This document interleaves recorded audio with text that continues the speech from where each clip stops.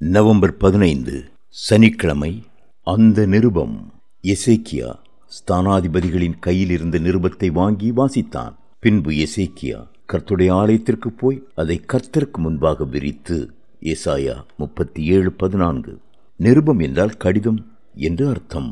தனிப்பட்ட ஒரு மனிதனுக்கு தனிப்பட்ட ஒருவர் எழுதுவதை கடிதம் என்று சொல்கிறோம். ஆனால் ஒரு சபைக்கு அல்லது ஒரு தேசத்திற்கு பொதுவாக எழுதப்படுமாயின் அதை நிருபம் என்று அழைக்கிறோம். நிருபம் எல்லாருக்கும் தெரிய வேண்டிய ஒரு செய்தி. ஆனால் கடிதமோ தனிப்பட்ட முறையில் ஒருவரிடமிருந்து ஒருவர் அறிந்து கொள்ள வேண்டிய செய்தியாகும். நம்முடைய வாழ்க்கையில் சில கடிதங்களை வாசிக்கும் போது மனமகிழ்ச்சியும் உற்சாகமும் உண்டாகிறது, உள்ளத்தை திடன் பெறச் செய்கிறது. ஆனால் சில கடிதங்களோ அவதூறாய் எழுதப்பட்டு நம்மை பயமுறுத்தி கலங்கும்படி செய்கிறது. சில கடிதங்கள் யார் எழுதினார்கள் என்றே தெரியாமல் வருகிற அநாமதேய கடிதங்களாய் இருக்கின்றன.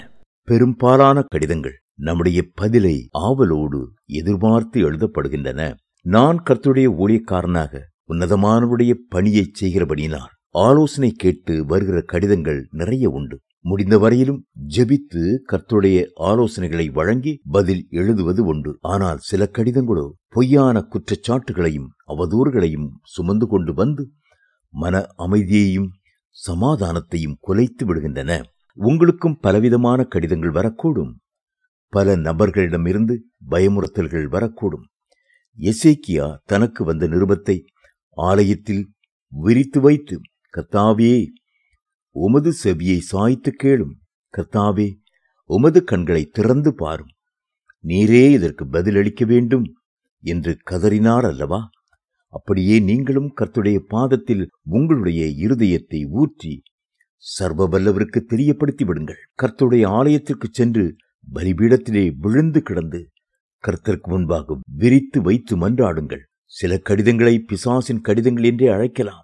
இரவும் பகலும் தேவ ஜனங்களை குற்றம் சாட்டுகிற சாத்தான் பாதாளத்திலிருந்து தன்னுடைய எண்ணங்களை மனுஷருக்கு கொடுத்து அவர்கள் மூலமாய் எழுதச் செய்கிற கடிதங்கள். சிலர் தனிப்பட்ட கடிதங்களாய் எழுதாமல் பத்திரிகைகளிலே நிருபங்களாய் எழுதி கர்த்தருடைய பிள்ளைகள் மேல் குறைகளையும் குற்றங்களையும் உலகம் முழுவதற்கும் பறைசாற்றுகிறார்கள்.